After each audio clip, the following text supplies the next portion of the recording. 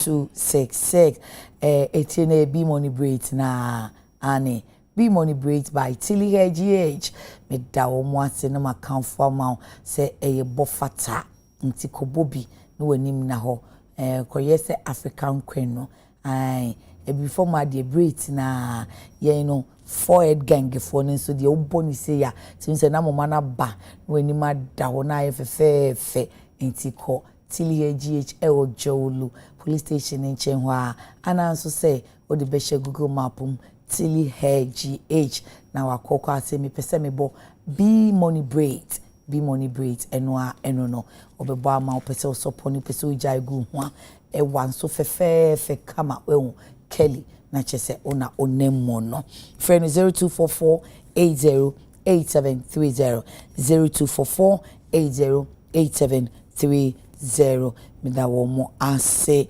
Angel Bakery ohana any let us feel the taste Angel Bakery and wadom ye brodo wheat butter sugar and a cocoa bread e mutun udi a o me unya nuane mu ahode no ni so wom o de bowl this way so a una won say no unya ne hyehye pa na o de madwin so yemu a utimi de bowl special grape so e de papa jai u chili special grape na o de angel butter bread ni boso a baby ewu ama nti amanfo pe traffic mo be won say Angel Bakery pano akakraka penu bi ento pano keke to Angel Bakery for pano Kumase for no shout out to you Angel Bakery se mo frɛ nti ya oba supply wo Kumase pacho unso a wo ye wo store provision store no bodwa na opese o me supply ma no frɛ no 0594114719 na o me supply emma kama pa birthdays bi akemo. Happy birthday to Mrs. Mabel Amwacho Mrs. Mabel Amwacho Ura Dr. Jacob Amwacho our UGMC and Hills Fertility Center and Amwacho. Thank you. Forgive Mrs. Mabel Amwacho from your husband Dr. Jacob Amwacho of UGMC and Hills Fertility Center. It's coming from the children and staff of Hills Fertility Center. They say they love you. God bless you. Many more years. Cheers to life. No. Bakubi so ha. Gertrude Edu Berima or South London. Odi unhia brofubia. Enti Gertrude Edu Berima South London. UK happy birthday. If you mama no papa Mr. and Mrs. Edu Berima omo bompaye etaiwochi said ye uye bia ebeye. Nana Kwame Teria Jima happy birthday to you. If you papa Prince Kofi Jima and your uncle Stanley are our UTV omo Emma happy birthday. And rane ye Mithronko clan member Jasmine Nyako enedie Mrs. Jasmine Champon all the way in the UK. Jasmine, happy birthday. God bless you, favor you, increase you, and make you great. Know that your sisters at the Thrunko clan love you, and we pray for more grace and favor for you. Yamin Shawo, Mrs. Jasmine Champon are over UK. Inti me wie birthday ni sa no me na o manfo ase abedwafo me mamo akwa aba ene abedwafo no hoho die nko ba 10 pm ene die waba no papa lawyer se ne wa nko court o free vacation ba na ice da so wonimu ti wa nko court nti waba no pa ane nti o fire sanita no anko tim finfin ne die watena ben me o fire se ne wa ben me pa o also kala nefe political analyst ba kope ena lawyer Kwesi Boche or ye NPP communication team member lawyer Kwesi Boche ena etim finfini no ena bra kwadwo dankwa ono nso ye deputy CEO student loan trust fund enyesa ono enso netitia no akwadwo nso aye pinki kakra papa lawyer akwaba Anopoya se wa yira kwan kakra. Me hu na che. O hwehwe me anka be hu me. My nkan asem wa. Me no ya adwen. Na bia boko de. Atari nso fatao. Me da wase. Me di pink toba. Yeah, hu hia pa. Me da wase. If you boko. Na me adom bibia boko. Ebusanfo ni nyina ho. Obia ho ye ya. Business ekoso. Obia bibia koso. Eno aye. O pe okoto asem. Oh that be. Oh papa lo ade me fa no koto asem. Efie ni fie dia ka bia e be ka no achi o. Papa lawyer de on fa no koto asem. Na ye de anka de ye beto asem. We am there, we am ban, I am near Bema now, we am a boy. We am a buy near Bema, I am a boy. What I say, the young card, who no gets boy, gets mama, gets sister. As I know, lawyer, the young now, is a problem. You can't say them and you say, I only in Castle. You the doctor. What's a minute? I know Yano, the problem. And it's a papa lawyer, but the amido docket. Anyhow, now do some more lawyer, we know, or charge you. Or charge in power. Let's say you do it to the now, be so on sign. You're so. I mean, pay 5,000. Baby, I can come with Nsroma. Baby, I can come with Nsroma. I'm sure some. I'm sure this one. I buy Papa Bama. Then go ask. Okay, but my few na student loan trust fund. What is it? Student loan there a hoboko. Okay. When him say, na me no can say, mofra no a. And I mean, cancer mofra. Ya kama na kai was school for no. School for no. Great. I'm about level 100. Yeah, reimbursement. I'm on. No. Me no can say you more than 120,000 a year students. Wo more reimbursement. They are more. Akaseng. Oh, you go so validation. You have some validation issues with some of the students. Okay. That is because, for instance, students we will more. You know, your system no is robust to the extent say. So our system ni muna se wudi no we interchange no mpa. And I say your friend say ya krama. Na krama no o spell no ye k na o ma space by answer na obo o no a. Ecosystem ni mu a ebe ka se enye ya krama. Okay. So and you know we have had little issues with obu ha ne ID number the man no ebia wejaba ko number bi wo school no so de no the man no difference wo and you know untumi proceed dey na me din say me twa no Lydia ma me konama but why ekefo no twa ma me omo twa no ma me Lydia konama enti me ko twa sesa no a enu so be problem o Lydia ma me konama ne ma me Lydia konama ne difference wo enti no at the back you know yeah say you be correct all of those say yeah because your person system no e robust send ye nkosi wo national service obeti as ghost name or china say nti ya tua nipa dodo no asika de amount sabre ni ye hwene say by end of this month the student loan trust fund led by the Ministry of Education you bet launch PWD, people living with disability, a free university. You John Dramani Mahama say or the Bema 1 for the entire 4 years. For the entire 4 years. And on yet first year over first year to a year of 40 years. So of course 6 years.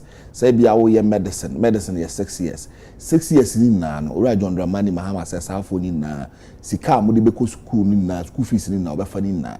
It's by the end of the month ya no. We'll be launching a year PWD. And people with disability, no, why mo, ebia blind, deaf, yes, and physically. Yeah, physical disability so can. Okay. Obi wo ha na ni afra. Okay. Obi wa sebe onti asem na so asi. Okay. Obi wo ho no mo a ontumi nya den enkasa.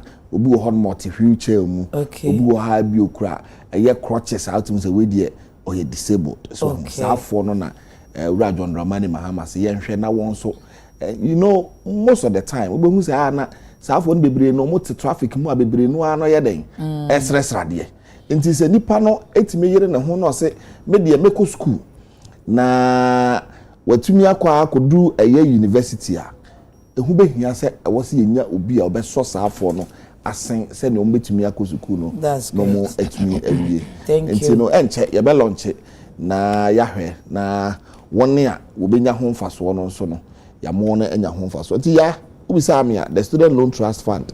I am a boss, Dr. Sajida, and then myself, your honor, Yegusu Edi Jumano, a ho eboko, Yegusu Ayebo Juma, and the abo of my Ghana. Sir, Mabo Mamanie, Timesu may be Bomama near DSC, and Rana ye can't over the weekend and when she is ye or a sufra sono, Subuntu ne Dani Butu yeno, and na.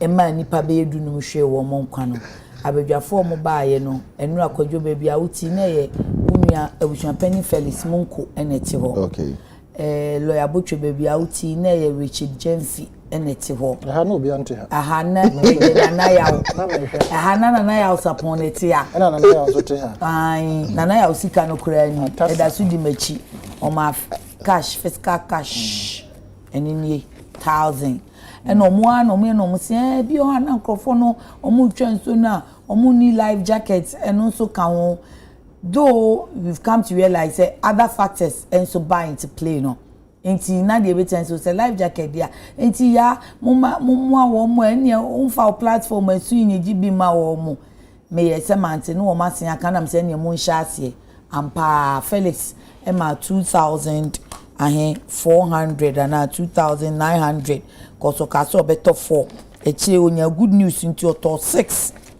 ena na ya so beto 2 ena ono so ma 1000 abusu apanyi wuze no ombe yo ye na fabra aka abusu apanyi de na mai nti ye na no na chese so monya ahase sa de na sese ye wide na ye gigi ena ye di number 2 dwa 024 815 4687 enwa ne se amanfo de ba ye ka hye nyame animunyam se anopei rand kikansi ani no ye kita 23,750 obi di life jacket ni bia ba ye beto akonti mo de ye beba na ye de aka ho ye tone do so na weja hafo no kura ho nso ye bekwa akoma wo mu bia ye akoma wo mu bi na ye ne ya to acheche nsu na no baby esese wo mu enya life jacket ni bibia no ne ato ache wo mu nti me beda amanfo a enura wo mu di sika yi ba ye asi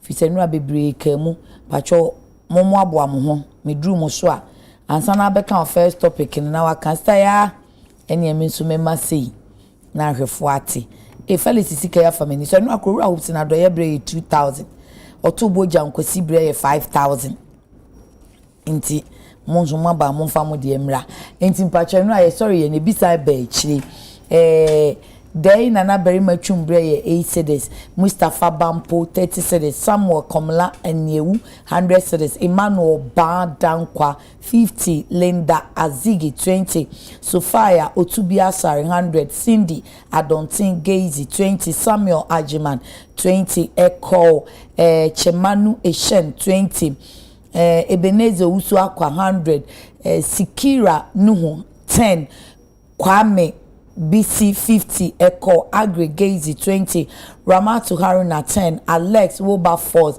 and Nohia Clark 500 cedis Patrick Bano Nyamiche 100 James Beidu 100 Kwame Poku Ankra 100 Agnes Boachewa 200 Samuel Ano 50 Elizabeth Mauto Konyo 50 Gideon Bonsu 30 Samson Kwame Jisa 15 Lawrence Richard Mafo 20 Thomas Apie J 50 Emmanuel Kwesiedu 30 Beatrice Owusu 50 Golden Child Hotel 50 Sylvia Frempoma Amasari 100 Albert Isa 50 Baba Isa 50 Maxwell Amweni 10 Vanessa Tracy Abbey 10 Amuyawo Famous 100 Emmanuel Obain 30 Paul Mode 20 Joseph Kwame Dometi 40 Kwabena Bodi 10 Kwabena Bodi 10 cedis Cecilia Jima 100 Maria Meudu 50 Daniel Seto Pareda so 50 Yaw Ochre Bafo 20 Frank Labi Asari 30 Christopher Salah 100 Alex Beidu 20 Kate Braco 100 Hamis Clothing Ventures 20 Michael Asamani 50 Eunice Tay 50 Cynthia Mensa 50 Wisdom Agboada 20 Stephen Adewu 10 Stella Blonyo 40 Eric Feza Bogla 100, Dede 84 cent 20, Clement Corbina 20, Rebecca Tulasi 200, David Ado 10, Onesimus Eli Ananga 20, Evelyn Fuga 20, Ebenezer JC 40, Fuseni Rafiatu 20, Abbas Mohammed 20, Richard Dijenfi, Richard MI 2,900, Nra MPP communication team member no buying, Rose Japan 100, Linda Jakpasu 30, Desmond Edu Bafo 20, Kwekwesi Edu 200, Felicity Aite 50, Grace Anan Edu 20, Ama Akubile 10, Dino Mensa 20, Mary Donko 100, The Same Blood Lodge 200, Humu Said 20, Josephine Abba Krofa 50, Grace Echampon 50, Anopenso Christian Von D 100, James Kennedy Andam 50, John Agbenyaga 20, Nsonwine Alolika 100, Daniel Joseph Boy 20, Charles Saki 50, Elizabeth Jemfi 50 cities and ra yedamanse papa se mungina muyi bibwa yen enti kakra na mode bae na enyenya 23,751 yedi ba beto life jacket no na yaye embossment abom na yakase team Adekye Nsroma wo hwe yen ene mani di mu enti team Adekye Nsroma dia wo ka ho ofaya wo ka ho lawyer Butchie ka ho bra kodwo dankwa na abusuapanyi Felix Monko ene Richard Edujemfi Richard o sister no wo London de no de enya mai enti mpacho ya kai na fabra ya kai na fabra why na ya support of movement for change yeda mo ase papa pacho nti mo be ma sensen yana na you can TV so style o say o enra ya na ya ultimato 2 na ya check na o mo say ba ku ye 480 o mo akra na check ye na ya ka so obeto 2 and o de 1,000 buy because ye be embossment so abom ye be send the African so akọ enuni ana yesu ye buy obeto 6 o ma 2,900 yesu ye buy so so obeto 2 na enya ma ebusu apani Felix Munko ye twa fa de yesu ye buy yesu ya check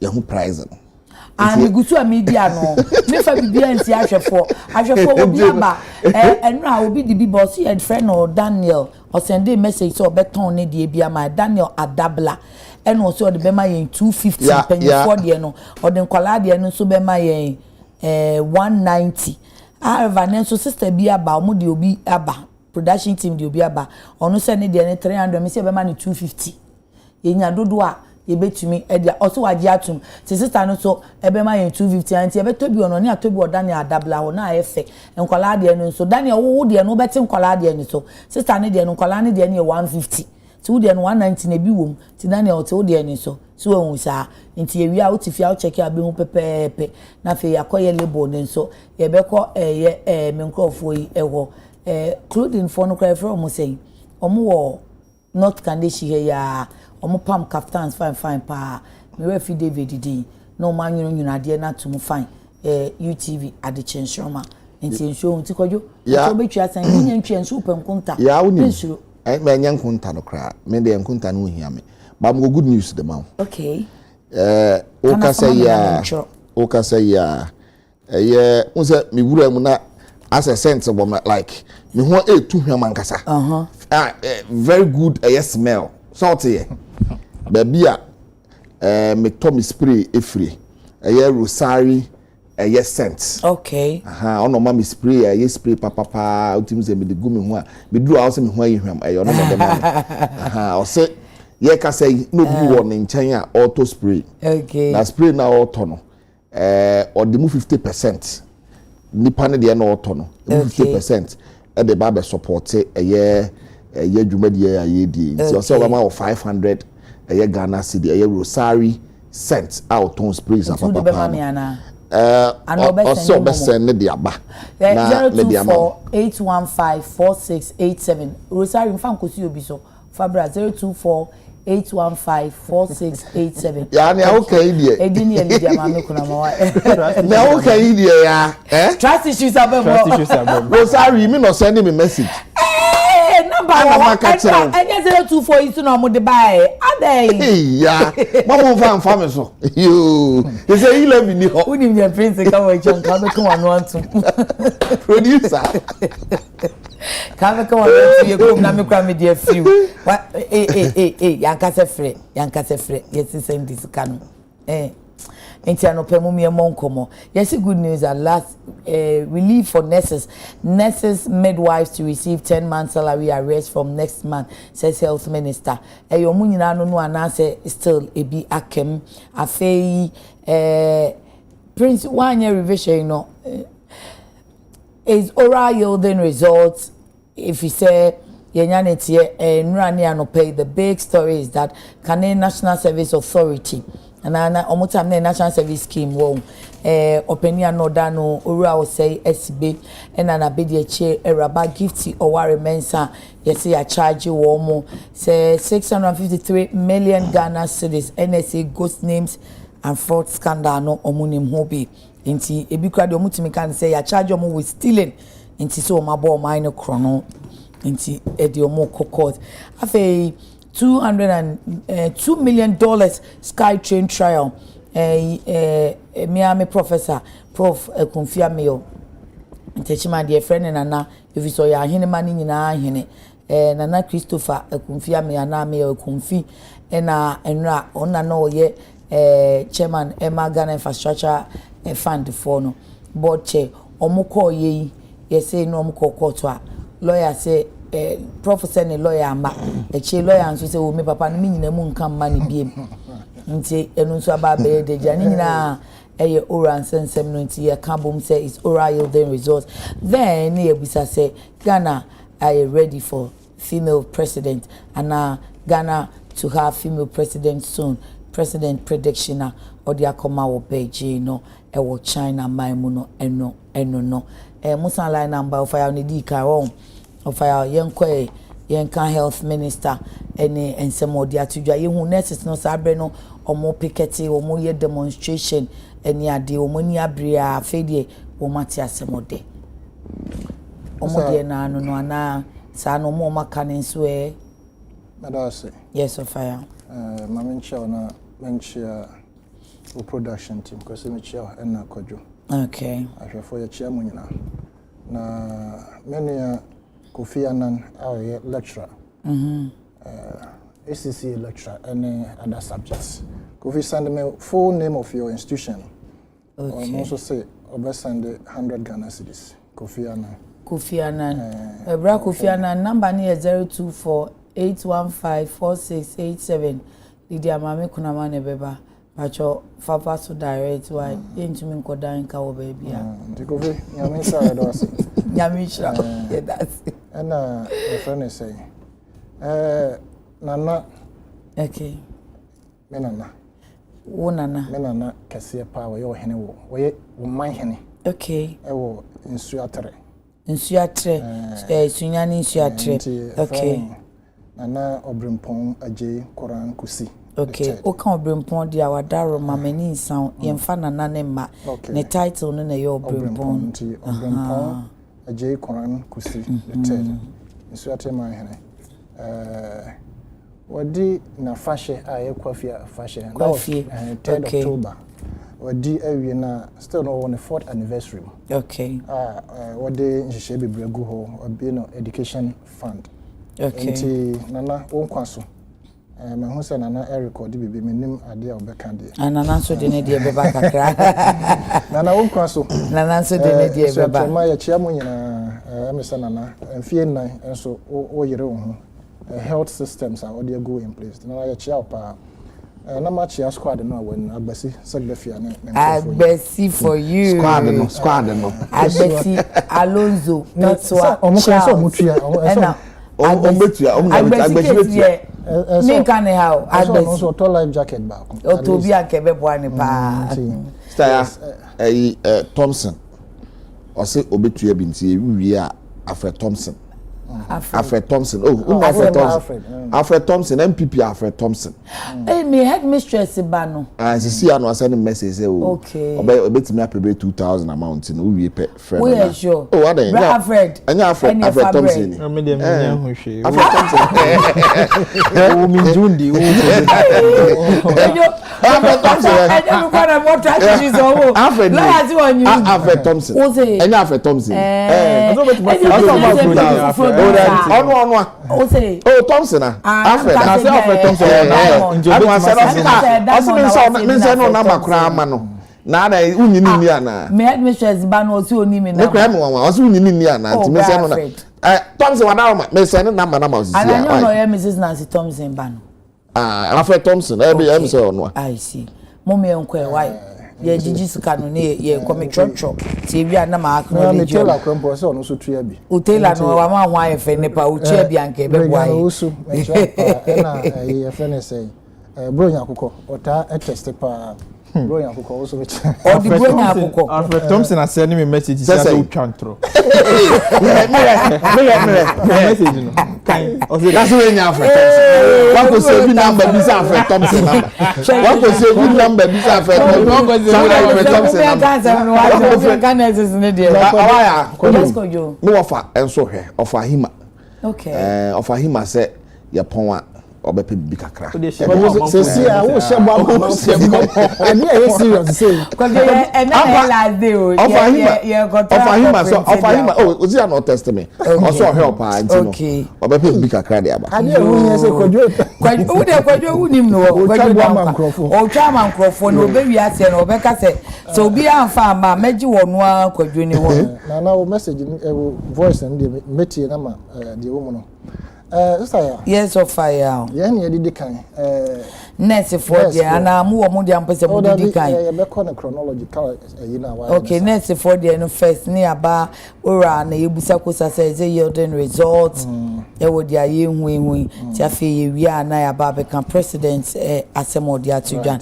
Peni dwa wi ana nsu asantene no aye last pachoan. Me kan sad me hu say Ghana for omo wo adoye pa ne mu na wo masi bi maye. Under normal circumstances no anka ense say public na eye normal way at a point a BBS answer. These things no mra one so can say factors be mo kan ho. Factors be kan ho, yes. Yes say it set you so nipa ensia ene tra ha. Se bebro ensia, yes say the table ni bi so so. Ye nye ye say boat e fa nipa miensa. Na wakofa ensia. All these things nti aya mkrofo bi na ye say punish wo for causing such things no normal. Until yes, you be ya famodie, but yes, let's say the appropriate authorities are so much massa you monitor na omo anko beyond because those are the areas as accident we na isi. Yeah. Until esremo mo obi an contribute to number na ya to you obetumi akọ back akọ video no. This is your number ni dadwa obetumi akọ contribute. Asempa na mapa ma no. Say 5 cedi so say 10 cedi so.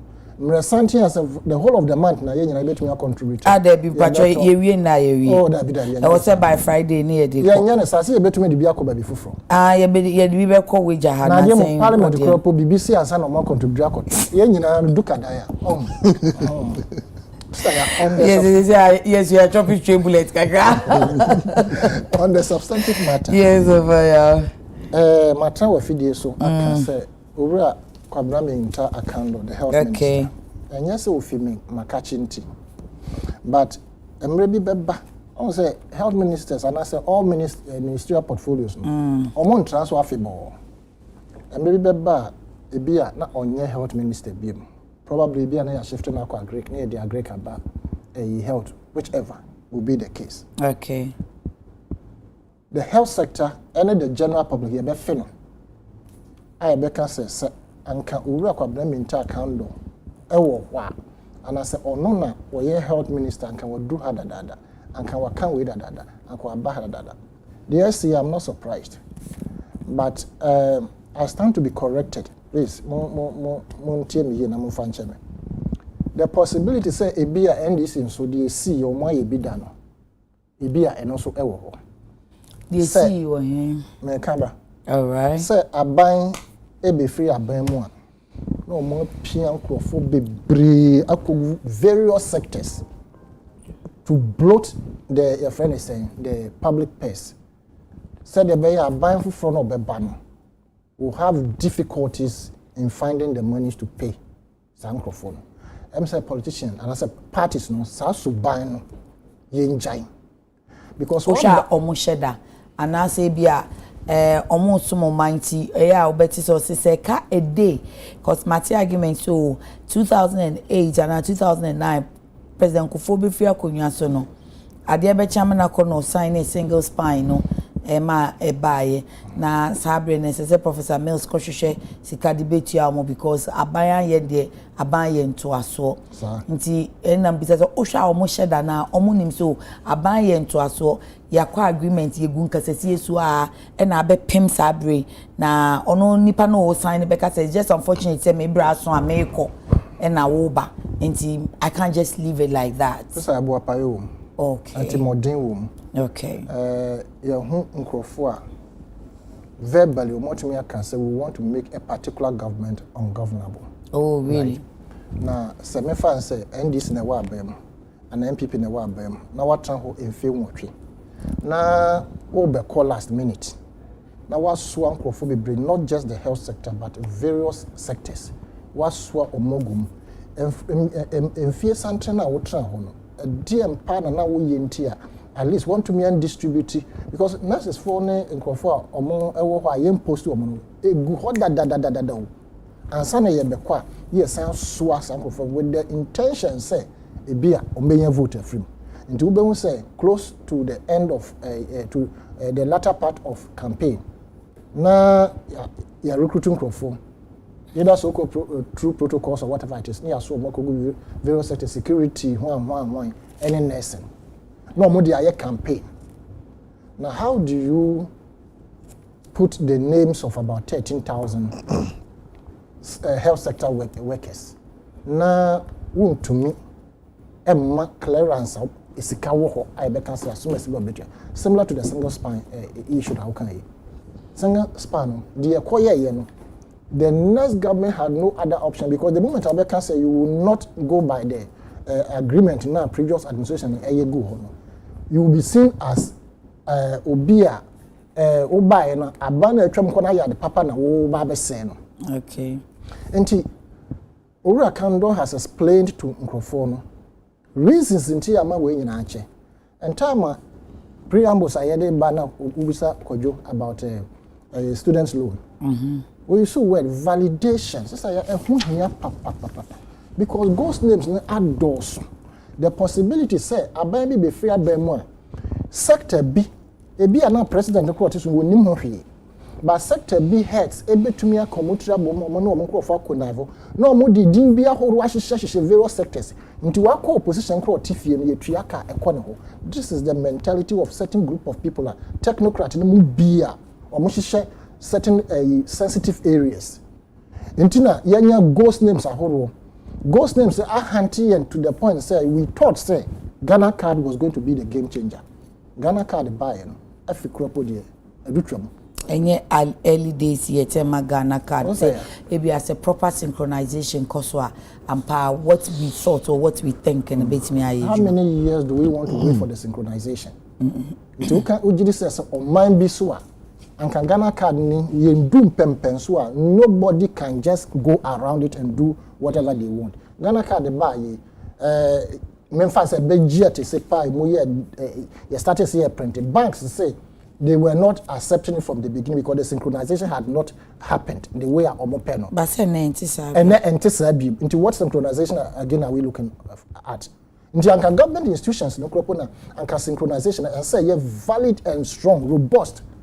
Into say we need to, and it will not be only NDC abide. The next government that will come, CPP of course. Omoba, there is the need for them to do validation of every, the payroll abide isika and as a taxpayer isika any editria because ye huabre ya tiabre edi ghost names every time, and so and can say next for no, omo etias ye kakra, but of course who will work for 10 good months. Na yentua oka very very stressful and pathetic but I am happy say at the end of the day no minister now can say 6,500 na aka no omo awie validation no anesa nti omo nso omo nsa ebeka omo ketua.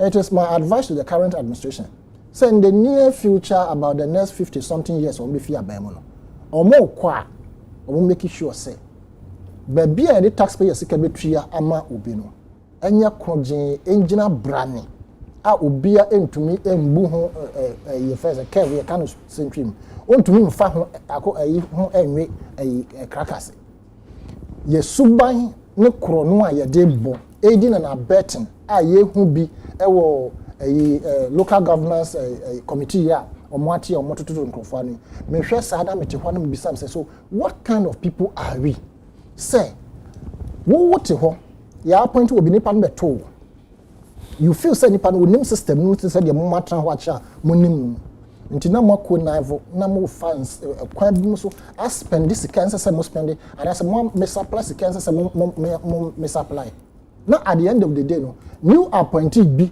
na onim ho machi ono mba be yi ano we are advocating say nipa na o yeti train yote ho ne ye hole no also emra na o be yi ano be because say wote ho na say no ma we nyina happy it means probably you were incompetent nti exercise ni panso ye twene ba no no so be answer for you know there was aiding and abetting omo nyina du kadai omo ka ho and omo say this is how the system works a happy way GFA da this is how the system works nti say ne ye kɔ no na watran ho awe nhwehan emfie 9 emfie 8 na sa rot we nyina ba you say new one no ba no more refund who will pay it is the same taxpayers money we hwe na nipa no kan ho ye di ye no just ono de otine baby edwe no.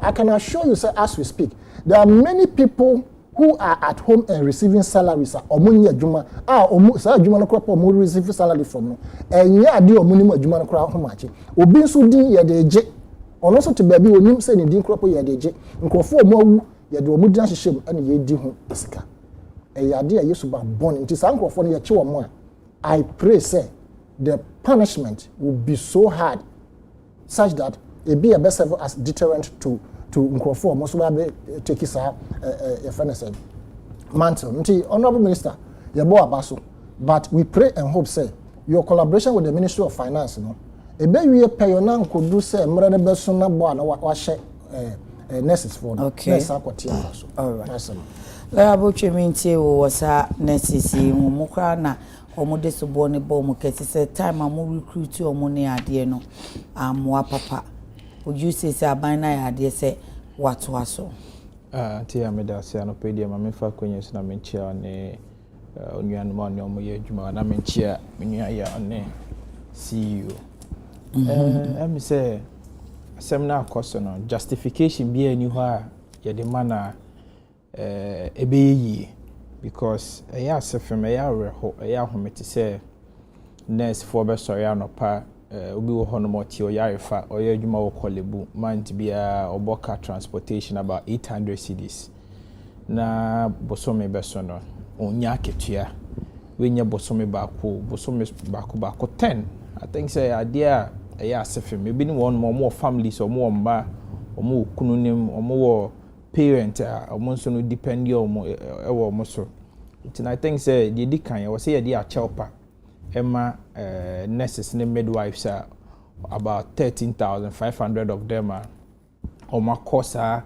a team and I say a course situation more medium who say a rehosem say 50 January BC October you will meet 10 months no my juma into your moka sebe ye juma ni into your car even the motivation card be ye juma ni kra ni ho na woni misade mo fa o mo no hyehyɛ ye pe na mo di gu akwam meba ho inti motivation de adwuma no ka no eni ho na omo nso no adwuma no omo ye na adwuma esombo se omo gi amanfo nkwa inti no I think say justification bi eni ho inti ye de a chelpa be mo omo se aban ni intimante omo nani anhwe omo kosi se omo ye oye kire ansa na aban no adwen eba omo so se anese fo bi se wa ha omaye adwuma 10 months 50 January be sisa abia yentu omoka there be say omaye adwuma 10 months there ne omu fiti adwuma say December because October nya end there.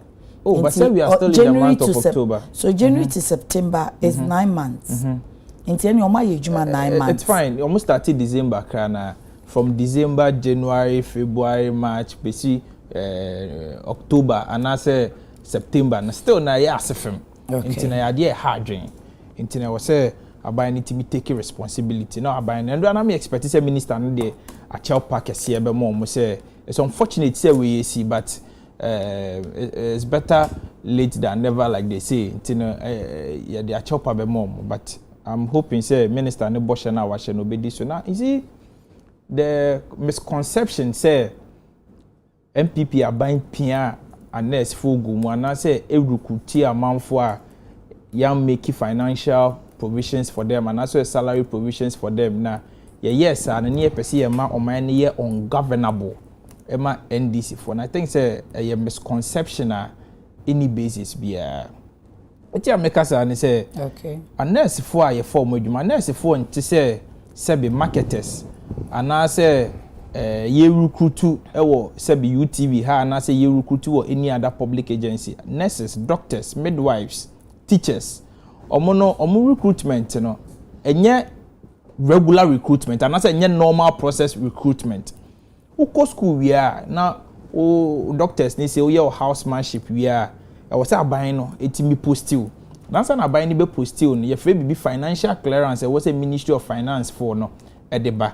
Say nurse for ehwemi ani say o complete o online process na say o need financial clearance it is impossible say obeti menya posting akọ any public institution akọ ye adwuma ma aban. It is impossible. The major requirement and say na aban be posting ni say e was say unya financial clearance and then the aban ni make it a provision no is to stop some of say nyoma we say obeye adwuma ni entua oka nti na say na ye be postil no, which means say when your financial clearance from the Ministry of Finance say na teacher for so dey tie say na doctor for so dey tie nti no here a nurse for na omunyo omu posting in 2024 no, which means say months earlier no na ya dia omenya omu financial clearance and sana omunya omu postings nti the financial clearance ni dey a integral part of sa process na in fact and Minister Nankasa address a press conference no. In fact, the minister himself admitted, and I have the story here. Betima Kanya Chel say the minister himself admitted say nurses no ayade omunya financial clearance in December. Okay. Once omu financial clearance which means by that no make provision for them say omu betimi the minister charge could na all this while no omu sika nko. Minister Nanche but say afi no cabinet man approval. Okay. Say yentua sa anes for no eka. Intino I think say enye deliberate or it is very sad or unfortunate for anybody to say aban dada no person or man aban we ni ye ungovernable intina of anes for adwuma in any case anti ya obeje di say anes for e wo Ghana ha nyina if it is a Ghana nya ye fa hodie 1957 basis abri only say nurse for the midwives e Ghana hania 125,000 per share a population of over 35 million. Okay. Sefem, which means each nurse biano, and this data is from the Ghana Registered Nurses and Midwifery Association or Bia Google Ninsabiti Maka 125,000 nurses and midwives. In fact, as of 2020, now the total number of nurses and midwives just about 44,000. It do here about that down in the team beefy up your nurses and midwives because you see a population of 35 million. Now nurse from Ghana higher 125,000 per. If you into share data now, nurse nimba could be a share patient of over 1,500, which a workload men can say make us overburden crown a understatement. A idea hard dream. Doctor for Ghana heni na 11,600. The whole Ghana over 35 million population. Into idea hard dream. Lawyer for so just about 11,000 na. Into idea hard. You might see lawyer for crowd there. Then I mean person me lawyers be compare doctors and they say doctor for no they are saving lives. My professor been in na say uyi nyankopon free ho a doctor for and a yede and a wo honom. It's in a doctor for the omu play a very critical role in your daily lives more. Everybody needs a doctor. Every single person. Because Friday call to the bar no afterwards no at a conversation be a cause say yeah producing more lawyers, doctors, engineers, any idea. I mean, I know the argument. I think say you see a per time now you me have this conversation. But Antia, on this same matter, when say there are about junior doctors and so on so complaining say in Chiomokai. I'm sure it's about to your notice maybe because strike, but I think say more assurance on Parliamentary Select Committee on Health and more. Say almost about 10 months almost salary junior doctors. In fact, in 2 legs apart from salary we housemanship. This is other students here national service doctors also here housemanship. Okay. E bin me we housemanship was here post mo mutimi beboa me agi nipa nko mo so ye post mo. And then ye post mo nya ne say omutimi nya financial clearance. So intention is this is not the first time aban sisa ana aban owa ebiesida ye musa se eye den ne ma ne basa ye sika sem ya boso ana ye person ne sika nim se ye be fa adwuma ye fo atua wo muka because the bi anso unemployment rate was sure. Okay. And enye se nkrofo ni nko school no mako ti sika na aban eni ana ye hia omo services ana se what really is the challenge? Omo services need ye hia na minjin di so say a problem ye betima can say ye doctors na bibi because you see about unemployment our boss answer na abanye tissue beba abem they campaigned on certain promises. Okay. I formed the foundation ti Ghana for the 12 mom abanye we crack catch say edwuma ba ko ai wo ho no nipa 3 na ye den ene be ye ye 24-hour economy almost omo be ye 133 next when na ye ti he ene ye di hu komo say a doctor for kura o mawie school e wo say yetimi post o mo ko agi nipa nkwa kura no abanyi si scale ni ho nti na doctor for ni tifie. That is the reality. Wey anya matter of politics, it is the reality say a doctor for a school are you ready so mo be so mo man no omo gusu tifie na scan bi wo na abansi ni ho pacho mimi ni abamu it is a scan bi wo ho I would not know. Okay. And I don't think say me nua kojo dan kwati hei obetima case ni bo say oba abamu 10 months ye ntua na kaye abai ministers omo je salary eje omo allowances eje omo benefit nia President Mahama or je salaries this is je omo salaries enti abai workers ministers of state CEOs nia they are all enjoying no omo nia omo ya fresh oh kojo dan you have a chance okay opportunity enti na wutie omo ne consensus enti ministers nia they are nia omo salaries ko except say the ministers want to tell us omo ba President Mahama has not been able to pay their ministers and deputy ministers. And I say President Mahama eniska how the betua CEOs neka except they want us to believe that. But so far yenti bibiani the assumption is that abayin impenifonia receive salaries. It is a ministers abayin was called the two ministers car.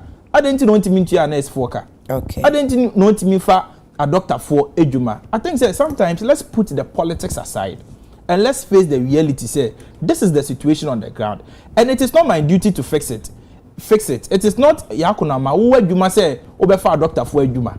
Enye sebe His Excellency Dr. Mahmoud Bawumia adwuma say obefa a doctor for adwuma na so betu an nurses for ka. It is the job of the president and it's the job of the health minister to make sure say such situations we nia no ya solve. In fact, nempo de na me we say anka yem bedroom pempen so say e wo say a nurse for itimi demonstration say aban we buy in the last 10 months no afi na aban we nya 10 months nki yen do the position say a nurse for ebe demonstration but clearly no I think say because the medium of engagement or the channel or mo de be express or mo grievances na block it.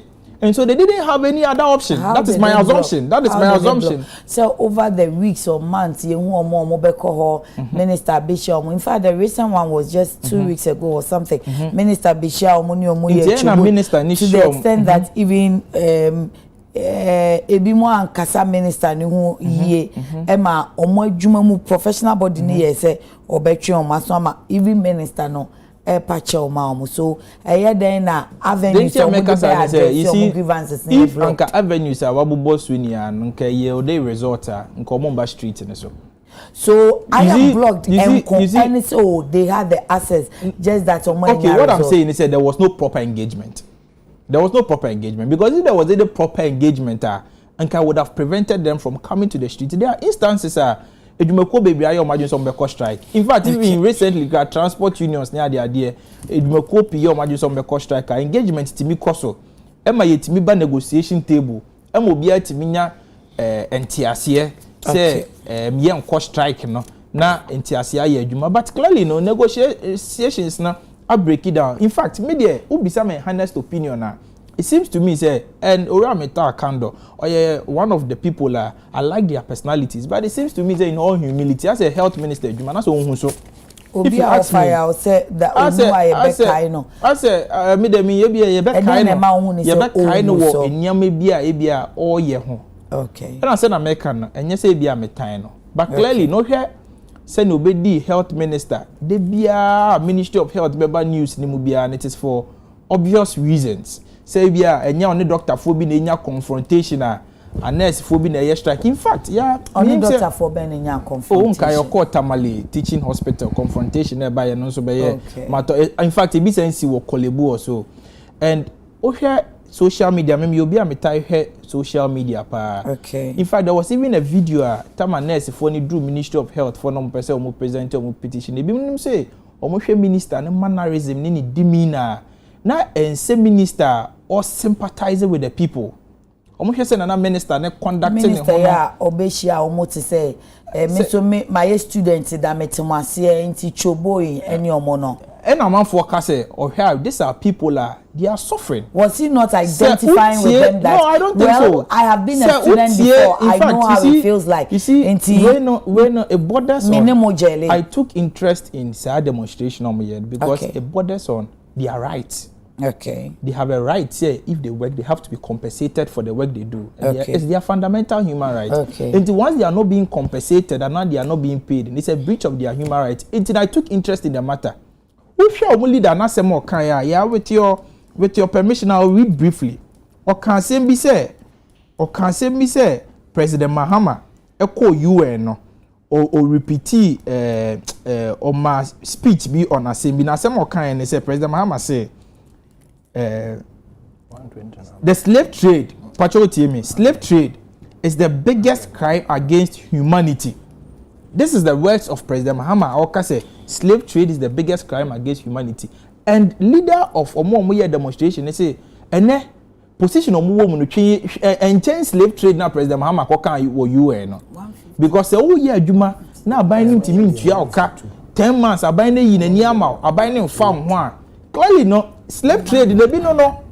It's in a by way clearly no. It's beginning to demonstrate. Say he doesn't abide when fa a mebno ho because abide way by in the scorecard back when they say a mebno a form where you under the assumption and suspicion say or me MPP for the form where you the latter part of 2024 in Tino a mebno of over 60,000 upon money every regiment. Because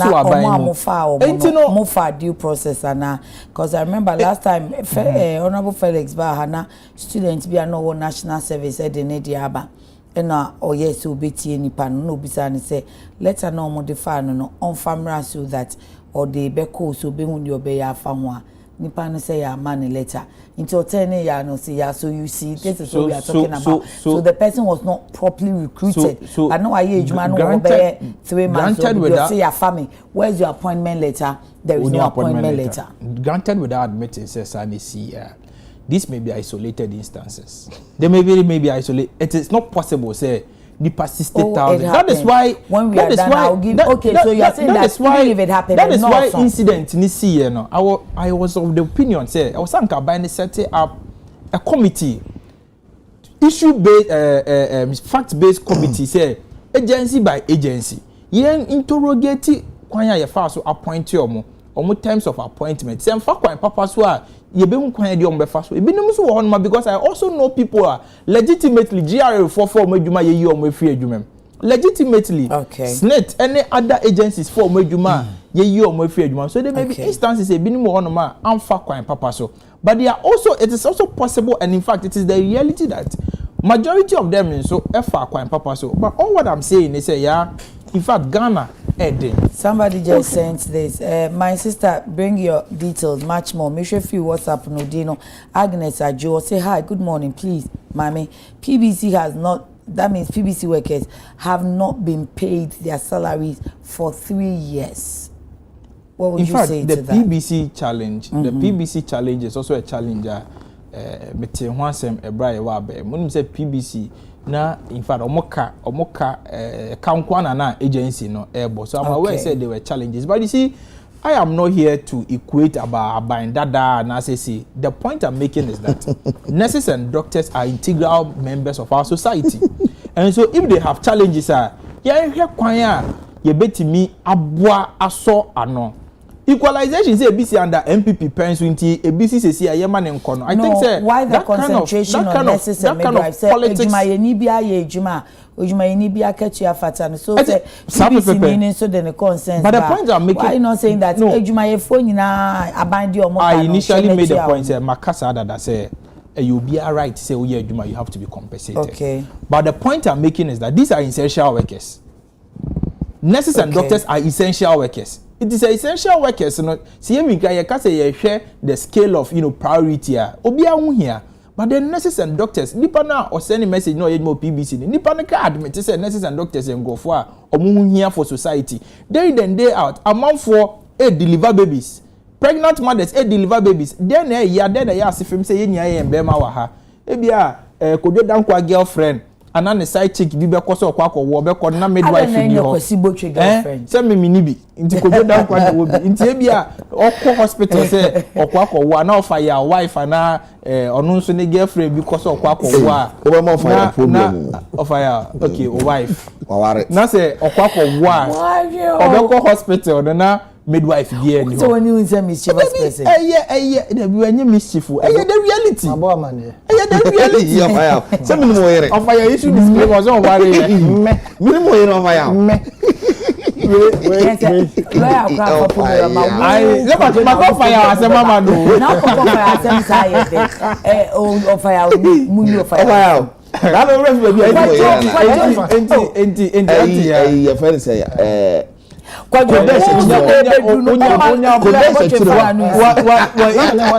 interjecting me 3 times into the do so no right of that's it. It's not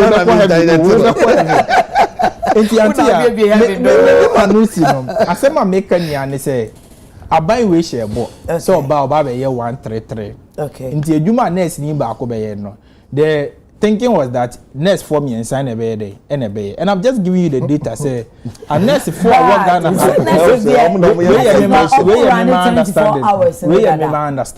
but hold on, nurses are running the 24 hours. But I've just told you say like essential it is true but I've just told you say very deficient a nurse for near 125,000. In fact, as of 2020, normally just 44,000. Between 2020 to 2024, and it might pay about 125,000. Okay. A share population of 30 million. Okay. It is a by ways a share, but no more can say. Omo making sure say you bring your workers be brave. I'm more, are serving various capacities. I'm also expecting say. I'm also expecting say. You be employing more nurses. 125,000 nurses is woefully inadequate. If a nurse is to attend to 1,500 patients in a line of, a line of duty, I think say a problematic. As a nation, we need to sit down and realize that. We are deficient of nurses, we are deficient of doctors. Kakrane Warhorn, we cannot handle them, we cannot maltreat them, we cannot let them work for 10 months and not be paid. Thank you. Medemanuisi, Akasa 25 minutes. Se ne yere ne ba ni nua ba bi, ana ni nua ba ma bi, ana sebe ne girlfriend bi ye nurse a, na oye adwuma na 10 months into an account be manager adwuma no. Thank you. Lawyer will be say lawyer no onu no ye aid to Dr. Bawumia na we jane title back wo mpacho ka frawa. Lawyer say na ye aid to Dr. Bawumia no. Mpacho into MPP communication team member aid to Dr. Mahmoud Bawumia made us any information. Kwadwo yes say cabinet has approved cabinet approved absorption and back pay of 6,200 teachers who have worked over 8 months without salary. Education Minister na ekasa. Na mo so mo betu adenti na matina wa so monya financial clearance ne dia. Government here continue so continue. Adenti na mo entu anka 3 months bi kra 10 months ni 8 months no enoso. Ya ma menchia. Menchia me nua no ma me ne omo abadwumadie so. Ya. Yes, could you? Ni di kan no ɛyɛ no korɛ sɛ yɛbɛfa obi adwuma mu na ebia bosome baako bosome mmienu ne entua ne ka. It is quite worrying. If you say sister ya, yes, could you? Adwuma ye wo sɔre anopa na sɛ mpo so bɛfa trɔtrɔ a ɛyɛ sika na ade bɛfa trɔtrɔ no. Ukɔ adwuma mu a obedidi. At least when the crowd would be 2 times a day. And there are other things, sister ya, no, I was say be provided for who and with your immediate family, especially when 1 year where we busu and for one for woman nim say ye nuyen or ye juma ABCD. It is quite worrying, say a bit sisa, so we be ye juma na sabe sika I wasn't inside ekano, the inside den anka. Na ohwe saade ba yi a for me I sympathize with the nurses. Na yemfa kwanya yi so na yemmo aye minister abaso. You know, Minister Akando one of the people in opposition emra na oye ranking member on the Committee of Health no. Utimu say na oye adwuma yie pa. And me enya me wanwa say obefa sa aye ministerial position sister ya Ogusu a born home modern or try say the health sector, and you know the health sector is one of the sensitive sectors I work our mind. Nanso ni nyina achi no wode niema gu akwamu hwe se eniema betoto na akwamu na aboa ama yapomudin nsam no sister ya asi ne kwan papa so na sister ya you see yes,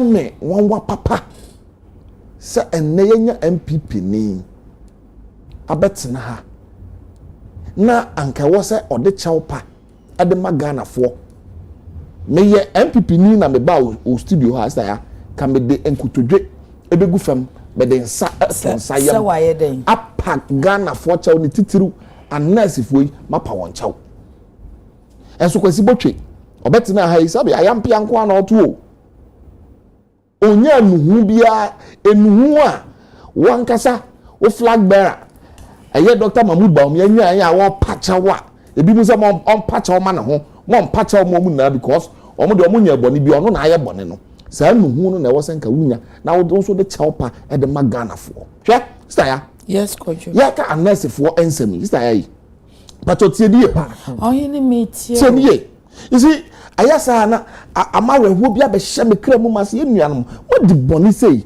mo di boni wie ya mo betina ha na mo to ayampia ko boni ne sei staya emi kra ta bi wa camera na betimi capture enie eswadodo camera capture where you the supposed clearance akwasi botwe please enya iPhone 17 asam ya my prince o person on project was screen me wi send ya man no ati ya no hu ni phone no hwe akwasi botwe wa betina ha the supposed clearance na o ka ho asam no enu nie me pa cho nyaboche clearance we by July 2024 July 2024 mpacho tell and also financial clearance. Okay. Please refer to blah blah blah. Almost say they were hiring 15,000 so-called nurses or so. Then Obabedu Asiano 0.7. And also please note that the financial clearance expires on 31st December 2024 and cannot be used thereafter. It is our financial clearance way. There was an expiration date on the financial clearance. But your clerk, I want to try. Me pacho ayabena say asare. A former deputy minister for Finance and Finance, or signing on behalf of your friends and the minister. So Ministry of Finance. It will direct I think health. So that or direct the health ministry. The health ministry. Exactly. Okay. Sister. Now usually no financial clearance na expiration date was good question. Hold on. It's not in perpetuity. Nemom some we are what for meba omucha ho sika de to ho no mo e de share budget mu a anka nya ne senke ya bayi a afei na mo pe mo yenuan ma nurse for omo pe clearance afi ho. Eti wa fa nipa 2024 budget him. Na ni o ma fa nche. Then na ocho in July or ka expire December. So finance ministry atro or the aba or the baby a e was here de share a budget him. That's the last quarter budget. And no man fa nche the budget him. It find a friend say health ministry and to me I implement it. And that is why we find ourselves where we are. It's also you now read the letter now. Because the budget na yearly unless say your election year now. So buying the just the first quarter for the last quarter or last quarter omo dey e be back for the next year you be expend the appropriation no omo dey read the budget moving into the next year no that will be expended. It will show we okay say kojo nya buteto bo asichem ye nim say it say October year ye say finance minister be next year budget exactly ya dream no a year budget just that in the middle of the year obekwa koma mid year budget review say budget na me year no for afi no say na ya pema kodure bia revenue ye nsa anka aha shortfalls ni ye nya mo sika ye nya mo sika make it surplus so budget na or the because so at forcing obeko parliament enche. Yes. And there are some supplementary year budget bi wo ha nyama bi wo the behim say any way na wasanke ye ntumi anje but moving forward ye dia shemu a aban will make allocation of funds to make sure say sa nyama we betumi aye den aye.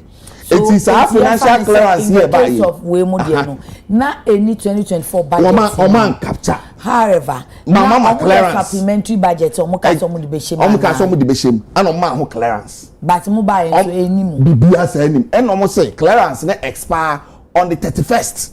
It is at the time he take you over no. This clearance had expired. And no provisions was made for this. So, sister, anything I make, I say, I was here, no more bad, no more pachaw. Oh, my pachaw, I bet now. Oh, Farigana, phone for me, dear Magana. Based on what clearance and what letter minister next month. Minister at the core cabinet. Okay. And a cabinet, ama approval. Into all the process, not for Anna. No, I shall see for. But she process not for. And the core cabinet ama approval. And a Ministry of Finance ama clearance after the approval. And sister, yes, ebio also yo adokita for omo ewie yi ye ne yemfa o madwuma mu na say ni say sister mpacho tie ni minister aye minta akano na e ka say we are graphic online or say Mr. Kano said the delayed salary issue of a batch of 883 medical house officers who started their house job in 2024 has been resolved. In 2024. Early 2024 na yenu no mo share na say.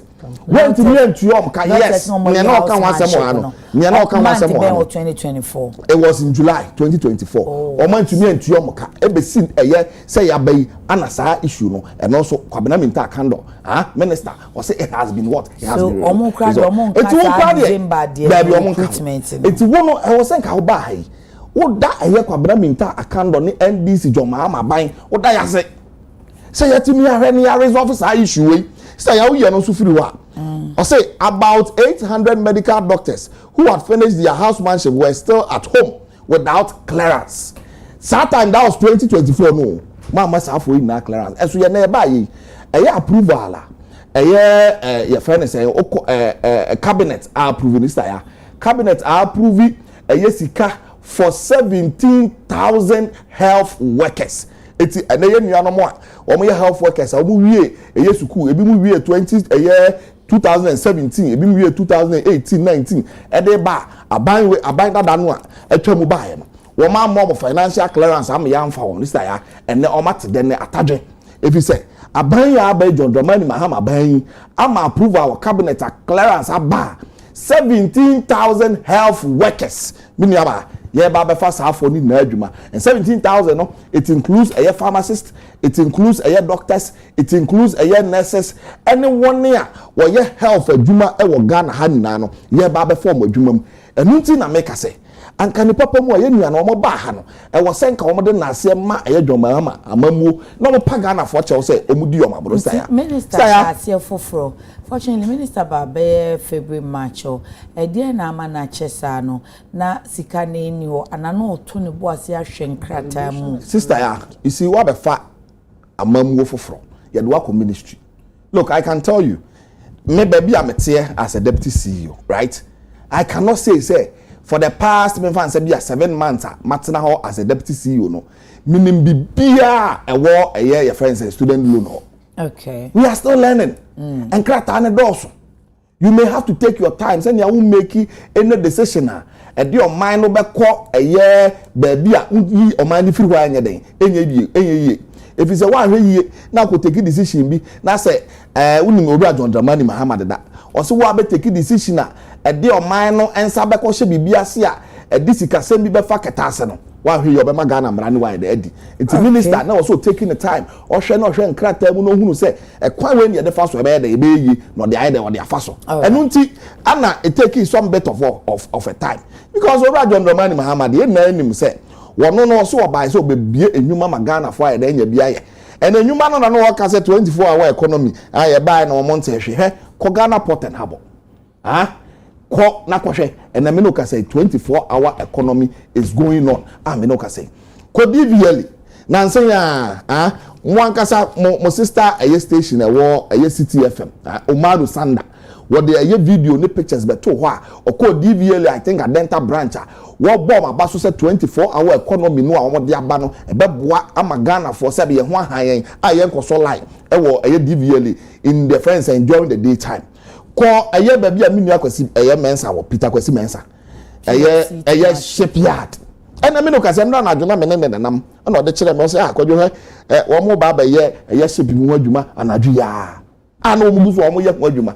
So the 24-hour economy is really on course. Thank you, Kwadwo. Sister ya, I was say, obi a oye Ghana ni bia no, oba ban we abaso.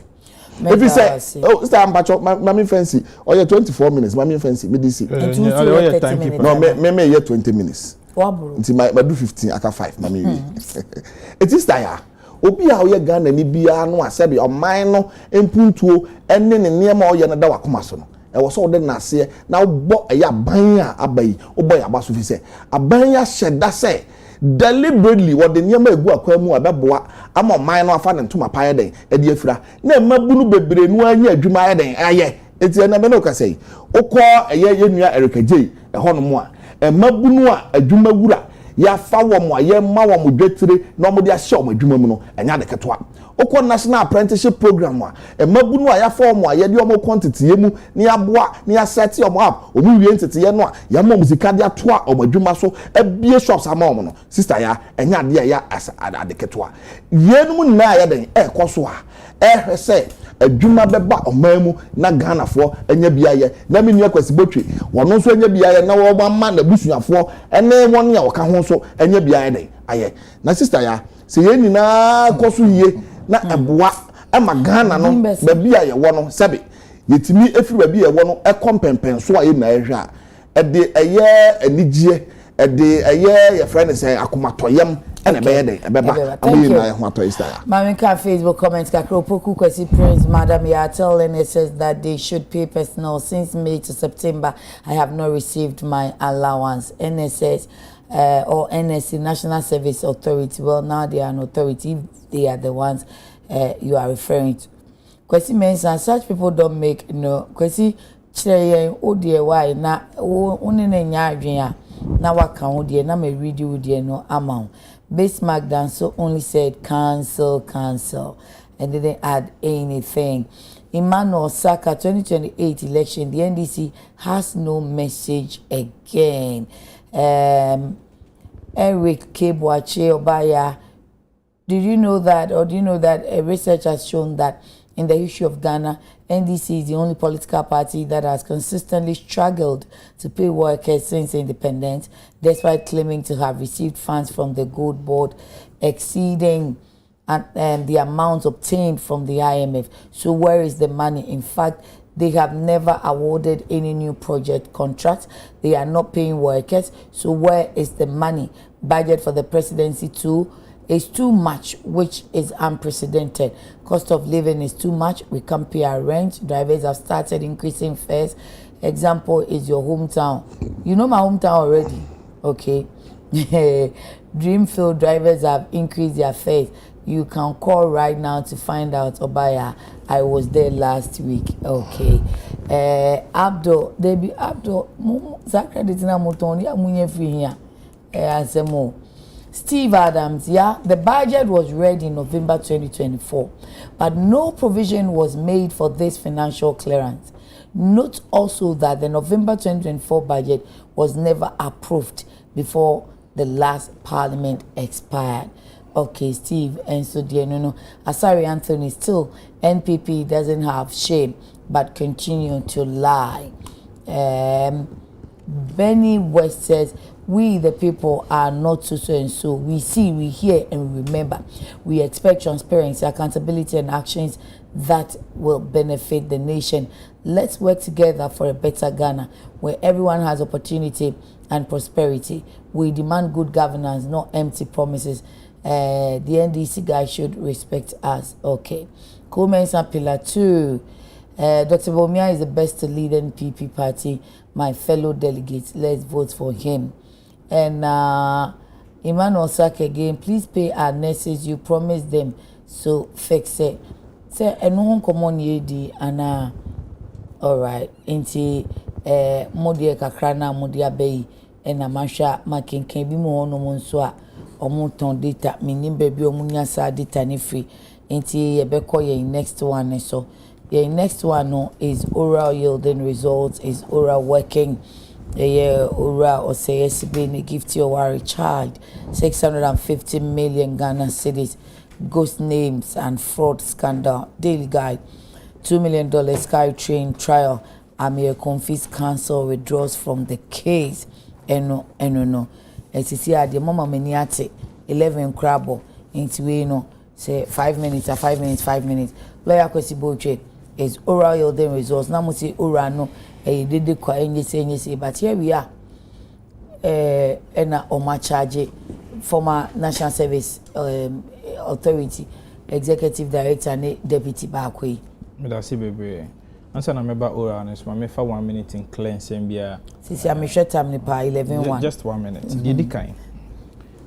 On the claim that financial clearance, are expired. Every financial clearance is for a specific period. Internet you be a window for about 6 months. Say the processes, the validation, BBA also yebi and also timi. There is no financial clearance in perpetuity. Say da indeed they expire December. Even for necessary. Na say December no na kwabramita kando ni ho say minister. Asem kana meka. Government is a continuing process. And what's a kwabramita kando enya financial clearance na say na wa finances for nedwuma. But just what the American say. A process and next for once or maybe school no. Say a buying a make provision more motivation or kind letter in July now buying allocate 48 million say any financial clearance or mudinya to employ 13,500 nurses and midwives in July, and the process started in July, ended in August, and the nurses were recruited in December. In almost year 4 in December almost started for 10 months and I was not buying way by financial clearance no munya entire the form they have to be paid in December 2024. So the matter of public knowledge they have to be paid. The point is that you see as at 31st December no man receive first salary you see nyaboto so mo share adwuma say December then December and the 31st no man receive your first month salary and na make say it is not a matter of say me ni aban. So if you ask me the internet 31st December, but we all know say within the period of December 2024, this government or this country was in a transition period. We were in a transition period. And in that transition period, no, so we have caused the reason in here, ABA or are you serious? But the fact Kojo danko okasa meti di man tell back okra. Why you respect me my 5 minutes? I won't ask anything about that again. The fact is that abai that more financial clearance. The second fact is that abai we ne near my nurses and midwives are omuntu omoka inti no omuntu omoka no munja explanation and kasa dodo na omoka no.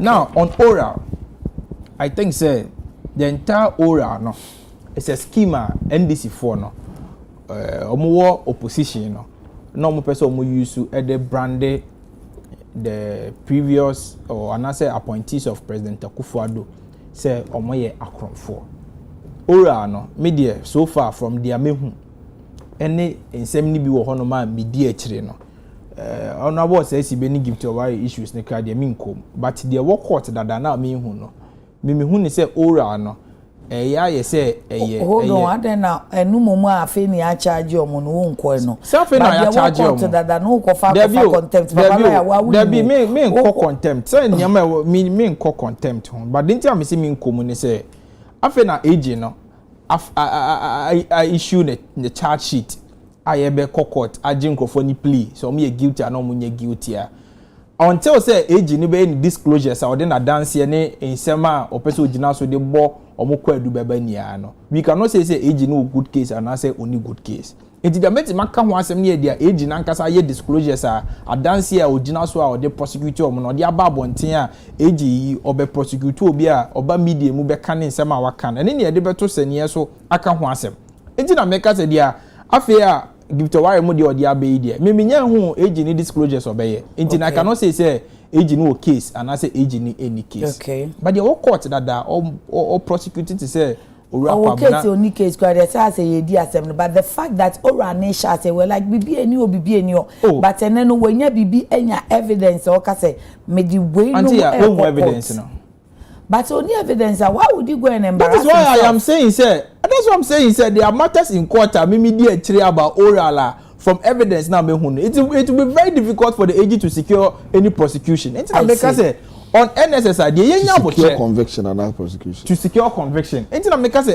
NSSR say me yenya botre na AG ni nya ni disclosures or ye ni disclosures obi abehu asem na open court obi abehu AG ni evidence or see or wonti or the prosecutor prosecution ye na court ye nya ni media so enti say o dance ye tia obi unfasa mi adanse no enkodan press center o de bekwa kodan court that is why many of us are against the approach of oral obi ani wo ya against say obi afọ ni sika emiemfa ne mfambra kwan so ye nya support say de no but the attempt say obi afọ ni sika ye be gu nipa ne ho fi ye be embarrass nipa ne kran sa na ye di nipa na kwa kopie court o be kai akob na dubu ahia asemi ye ho press conference ka say abrantie no ne yere ya kronfo o mewi o ni sika akotoka ene den ene okokota there is no evidence kura kire say owi o ni sika de koto dan anabi that's what I'm telling you say based on the disclosures of the Attorney General then we can determine whether or not say there is any